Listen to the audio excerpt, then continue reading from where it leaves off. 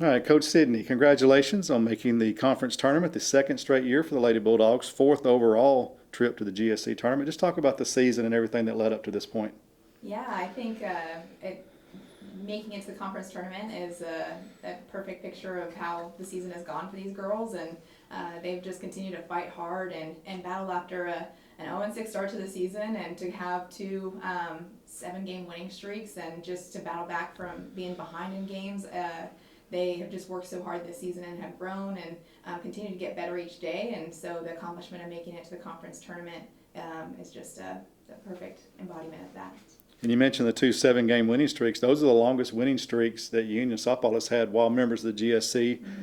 Also set a record. Your shortstop, Macy Neal, 21 straight games she got a hit in, so that also set a Union record. So a lot of individual accomplishments, a lot of great performances along the way. Yes, sir. I think that it just shows that, yes, the team is made up of a bunch of individuals and their success, but all of that coming together and that belief in one another and encouraging each other, continuing to push each other to challenge each other and create that team competition to ultimately elevate our game to compete on the field. And so those victories or those small accomplishments throughout the season have just been a byproduct of that continued competition and believing in each other. All right, Grace, you're a senior on this squad. You've been to multiple GSC tournaments. Mm-hmm. What is that experience going to do to help you lead the other girls on this squad going into this year? Oh, I don't know. I think that this year has been probably, I think, the most successful year we've had since I've been here, and just to see the work that we've all put in come to fruition, getting to go to the tournament at the end of the year. I know we didn't necessarily end the year the way we would have wanted to, but I think our last game against West Isle kind of showed the fire lit back under us. I'm hoping to go in. Last year we didn't win a game at the conference tournament, so I'm really hoping to get a first conference win under my belt going in for my last conference tournament. But I'm really excited to see what the fight that we put out in the last week of our season. And you mentioned the way the season ended. You played 11 of your last 15 games against top 20 opponents. This conference is just loaded with ranked teams, including Huntsville in the top 5, and you got several in the top 20. Just talk about the competition.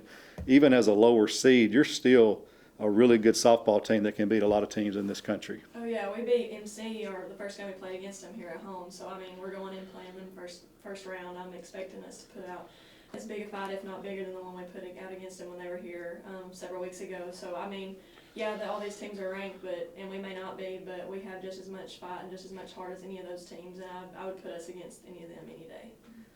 And Coach, talk about your seniors. A really good group this year, I believe. 4 play-in, 5 total. Just what has this group meant to you in your first year as a head coach, second year with the program?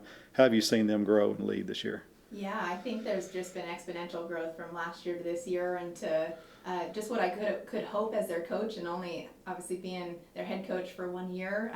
I would hope that all our players, as they get ready to take the step out into the real world outside of Union, that they get to walk and act and have the hearts that they do, just being prepared to take on the world and go make change in the world. And they've just been so helpful for me in stepping into my first year as a head coach, just helping me with whatever I might need, and just being so willing and so selfless. And I know I can come to them and ask them for any question or any help, and they're willing to do it, and with a smile on their face. So I've just been really thankful for them, thankful to have been a part of their life, even though for a short time. It's just been a real true blessing to be their head coach this past year.